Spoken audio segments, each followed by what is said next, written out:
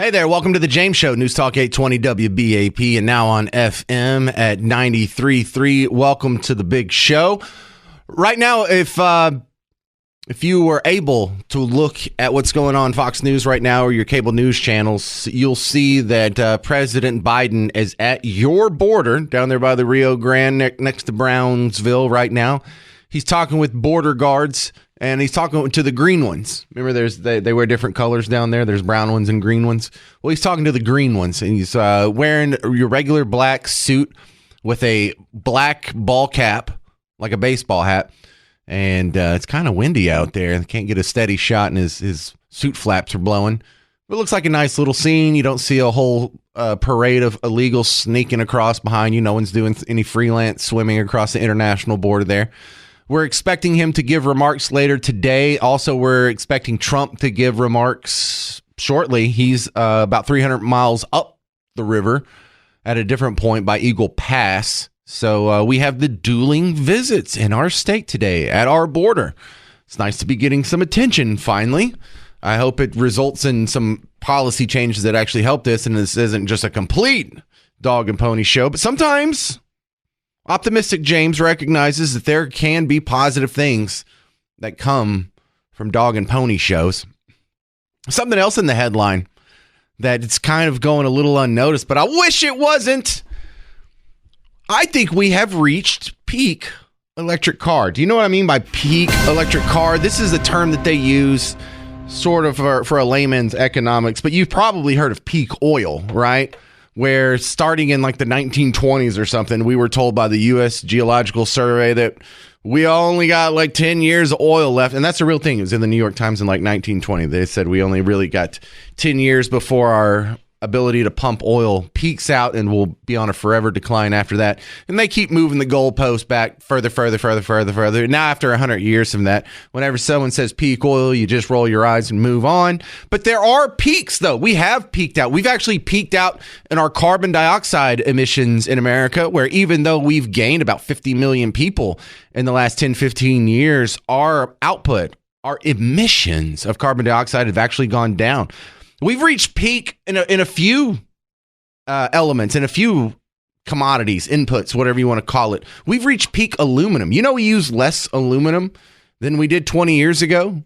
We use less aluminum, like in Britain, they use less aluminum than they did 20, 50 years ago too. And for these developed countries, it's just because, like, when we were kids, aluminum cans were a little bit thicker. In fact, I think I'm recalling this off the top of my head. It used to take 11 grams of aluminum to make a soda can, and now it takes 3, because we've gotten so precise and we've engineered these things so well, and we've had so much time to perfect it that cuts the aluminum per can by more than half. So even if we have twice as many aluminum cans being produced, we're using less aluminum. So that means we have peaked out in aluminum and a few other elements and inputs. We've actually reached peak in some of our commodities. Well, I think we may have reached peak electric vehicle. The hope by many people, the people looking at the world through green colored glasses, is that electric cars are the vehicles of the future, and they're going to replace gas vehicles. And gas vehicles may not go away completely, but there will be a time soon coming up when most of us are going to be putting around town in an electric vehicle. However, we've been told that for a really long time. We've been told that for over 15 years now. And electric cars are just as old as gas cars. So it's not like they're new. It's not some new technology. It's not like we're making progress. It's just their I don't know why they choose this so bad. I don't know what their love of electric cars is. They just hate fossil fuels, I suppose. But once you divorce yourself from the myth that carbon dioxide is going to change the weather and kill us all, then it really becomes a big head scratcher. And it also becomes a big head scratcher because after all of these failed forecasts over and over and over, they keep making it. They don't change their mind, even in the face of evidence that undermines what they told you 10, 15 years ago. So we're going to do a little jump through the past again. You know, I love doing that. I've got the time machine, and I get to use it. So let's just go back a little bit, because the headlines today are Apple is pulling out of their electric cars. They're pushing it back a couple years, and they're not the only ones. We're also heard that Ford is scaling back their electric vehicle plans. They had to slash the price of the electric truck, and then now the electric Mustang got its price slashed. They're just going to lose a whole bunch of money on each one of those because no one wants them. They can't get them off the lot. But in the context, in just recent months, we've heard this from Mercedes. They're scaling back their electric vehicle plans. Audi is scaling theirs back. General Motors is scaling theirs back. Volkswagen is scaling theirs back. And so when you see, Apple announces they're putting their Titan project on hold, listen, that's not an isolated incident. This is what is the norm. This doesn't even count all the electric vehicle companies that have already gone under. Smith Vehicles went under. Fisk Automotive went under. We've had a lot of these things fall by the wayside, and they don't get nearly as much attention as they did when they were being built, when they were being sold to you. So let's go into Wayback Machine. Come on with me. Sean's got the flux capacitor and the DeLorean. We're going to go back to 2010 again, where Obama visited Smith Electric Vehicle. I believe this is in Kansas City, telling you this is electric vehicle. These are the future electric vehicles. Was here in Kansas City for a whirlwind visit today. He arrived over the noon hour at KCI and left about 4 this afternoon. His first stop was Smith Electric Vehicles, which is located in the old TWA overhaul base. We begin our live team coverage tonight there with Peggy Bright. Peggy? Kelly, President Obama came here to see these trucks. They are electric trucks running solely on battery power, and the 50 workers who assemble them here. You're doing more than just building new vehicles. You are helping to fight our way through a vicious recession, and you are building the economy of America's future. It is the silence after the turn of the key that makes this delivery truck so remarkable. No noise, no gasoline, no emissions. The truck's top speed is 50 and can go as far as 120 miles before recharging. They're a hit with those who get behind the wheel. Such a big hit. Really what we find is that drivers love them. It's a big golf cart, right? So yeah, drivers love them so much. Smith Vehicles went out of business 7 years after this report. They stopped all operations in 2017. That was now 7 years ago. But yeah, people are going to love them. This is the future. The drivers, they can't gobble them up fast enough. it's quiet, it's easy to drive, and it really is a nice product for them. Several companies are literally buying into the trucks. They can afford to because of Department of Energy grants to Smith $32 million in the past year. All right. That's the key right there. The only reason this company existed is because tax dollars were taken from you and given to these guys. And it didn't matter if they actually built a successful company or not. They're not going to be held accountable. If you pretend like you're going to make an electric car company and you take millions and millions and millions from the taxpayers and then you just shut your doors in 7 years and you get to keep all the money you made, that sounds like a scam to me. That sounds like kind of a racket. That sounds like fraud. But none of these guys ever have to be held to account. If I went to a bank and I took money and I said, hey, I'm going to build a bunch of electric cars and I'll be able to pay you back with interest and this will be the car of the future, and it didn't work out, I would be held to account. And if it was bad enough, I could be charged with fraud. But these guys get to take your money, spend it on whatever they want just to generate positive headlines. You didn't hear the headlines about Smith going under. There was no national reporting about that. There wasn't a visit from the president, President Trump, when that went under because he was in office by then. So you hear about all the positives, but they ignore the negatives, and you're left. A lot of people are left with the impression that, yeah, electric vehicles, hip, cool, everyone loves them. Car of the future. No. It's just been a vehicle by which trillions of your tax dollars have been flushed away. This inflation, the reason why it costs $11 to go through the drive-thru now, is because of dumb ideas like this. I have more from the electric vehicle facade fraud that's collapsing in front of your face coming up next on The James Show. News Talk 820 WBAP and now on FM at 93.3. Hey there, welcome. You're listening to The James Show, News Talk 820 WBAP and now on FM at 93.3. Tell someone about the show when you get a chance. Would you help me grow this thing? We're talking about electric vehicles. I think we may have reached peak electric vehicle. And what I mean by that is their share of the market. We have the wish, the fantasy, the desire by some for electric vehicles to replace gas vehicles.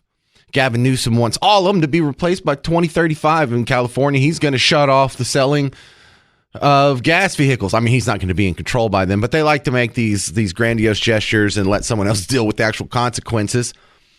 But Britain has done something similar. They've said that they want all their new cars to be electric vehicles by 2035, and they are not on pace to meet that goal. And so one more. We have... I'll do that soundbite in just a second. Hang on. I'm double thinking myself over here. So we were talking about all the electric vehicle companies that already went under. Smith Vehicles went under. Fisker Automotive went under. Green Tech Automotive, the Terry McAuliffe one, Hillary's friend, that one went under. Lordstown Motors, that just went under last year. Not a whole lot of headlines there. But this is a larger trend. We have the scaling back of electric vehicle projects now by Apple, by Aston Martin, by Ford, by Mercedes, by Audi, by General Motors, by VW, by Volkswagen. In fact, more companies have scaled back their plans than have advanced them. So have we reached peak electric vehicle?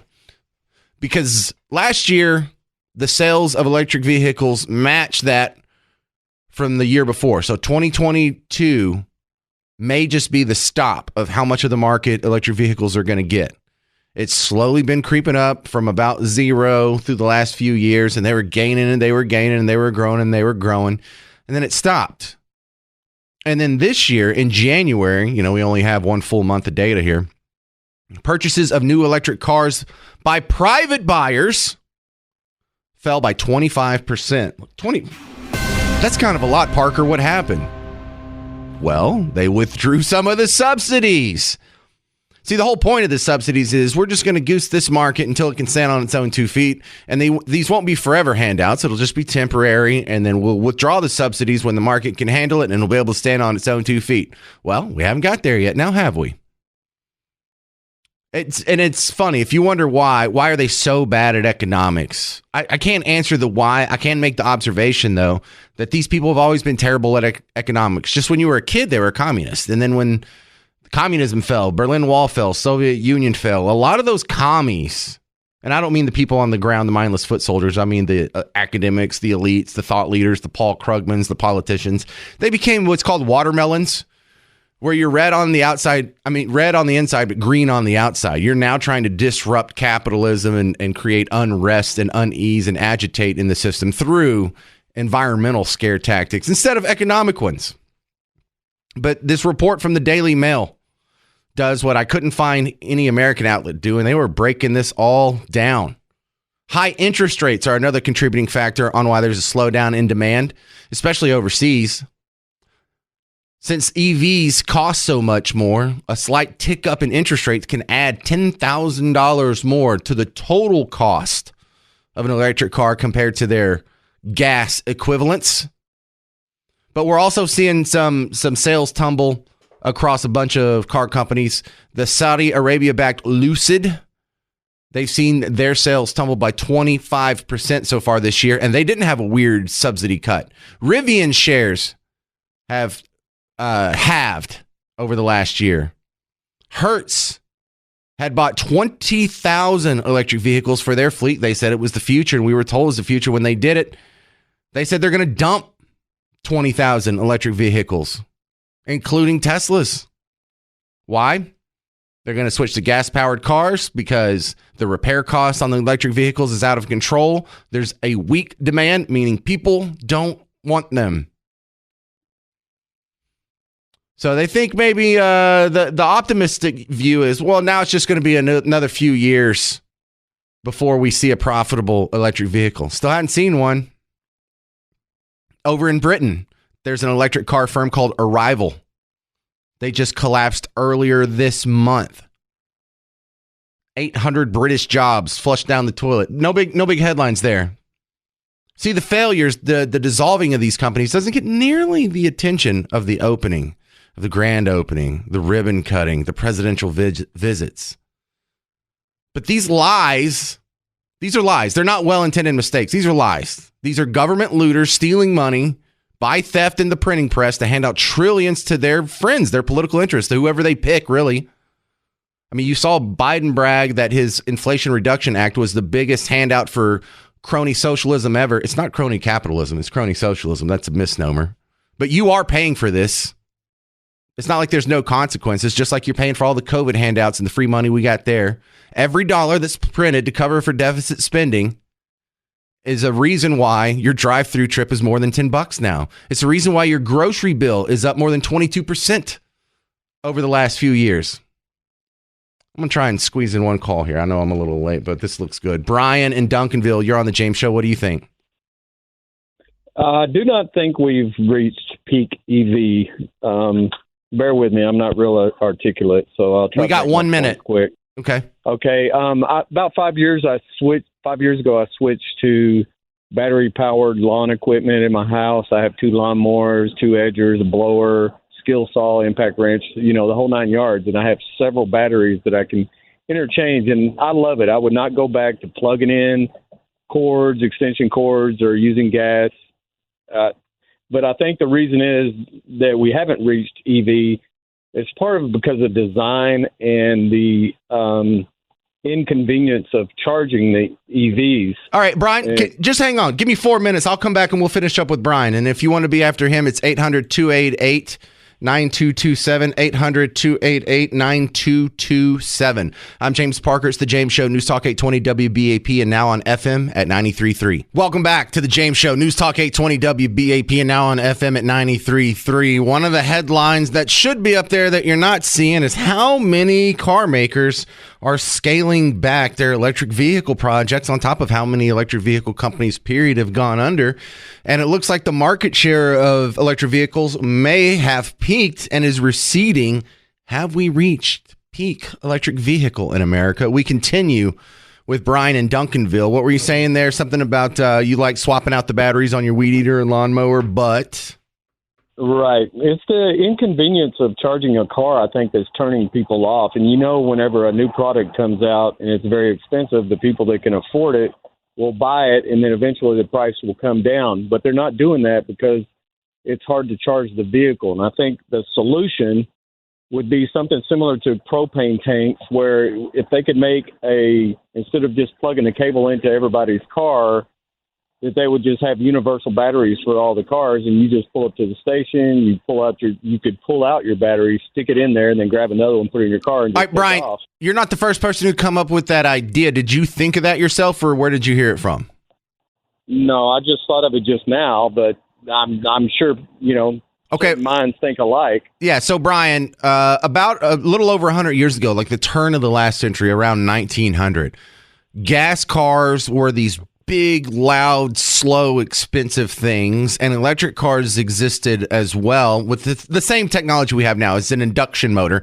They just had the big wet batteries, the sulfuric acid with the lead plates between them. And what they used to do in major metropolitan areas, they had auto stations where you would pull up and you would either get more gas or they would swap out your battery. And it was this big, heavy thing, and it's about the size of a laptop's area, but it's tall.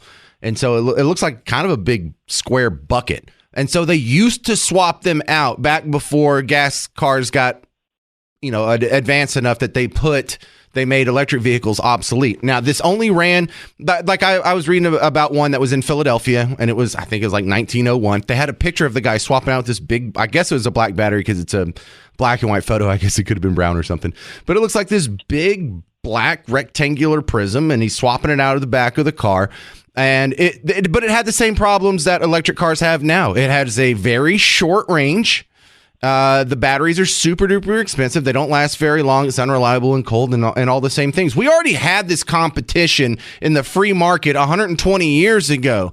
Electric cars lost to gas powered cars. Now, some people think that the market was wrong and electric cars are the cars of the future. No, the market was right. They just don't like the result, Brian. So you're brilliant for thinking of that, because that is how they used to do it when electric cars were competing against crap cars like the Model T, and I think there was like a Model A before that was even worse. Big loud thing. So it's interesting you say that. Thanks for calling, Brian. Let's go to Jim in Grapevine. You're next up on the James Show. What do you think, sir? Joe, James, I first want to say, You're growing on me, buddy. What I love about you and beginning to love more and more about you, you are informative. We need that to hit the ground so that we challenge someone.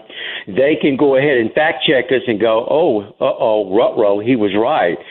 I love that about you. Chris Crock is like that at night when I listen to him. Very informative, breaks it all down. That is great, man, what you're doing. Something about the electric vehicle that also people are disappointed, and they neglect to tell you, James. They forget to tell you that, well, if there's a lot of hills and valleys, if you drive too fast, if you play the radio, if you play the air conditioner, if it's too hot, if it's too cold, that's going to affect the battery life on it. They don't mention all that, just like you mentioned about the truck. They mentioned 150 miles, but what about the weight factor? That's also going to make a difference on draining the battery. And all this subsidy, again, you brought up an excellent point. Remember when they did this in California? Rush Limbaugh on this channel talked about it, how they were subsidizing, and he said about it, and he said it's going to fail. We followed it. I followed it on this station. Months later, like a year later, it failed. The only reason they weren't selling, they were successful at first in bragging about all the jobs it brought to California. Right. What you brought up, subsidizing from the federal government.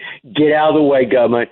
Let us, the consumer, decide what's going to be helpful, successful, or what we want. We love it. Thank you very much. That's Jim in Grapevine. And I remember Rush talking about those companies, Solyndra, Solar City, Abound, Beacon, Inter1. Yeah, we were all there for that. And you probably heard it here on WBAP. Yeah, you see me get that nice little sneaky plug in. Hey, coming up this Saturday, Eric Bushman, the guy from the WBAP news team that you hear during the James Show. He's also host of the Highball podcast, which I want to ask you about coming up maybe later in the show today if I have some time. He's going to be off at Specs off 121 in Frisco. So stop in, pick up some brand new WBAP gear. If you got WBAP gear, it probably has the old logo on it.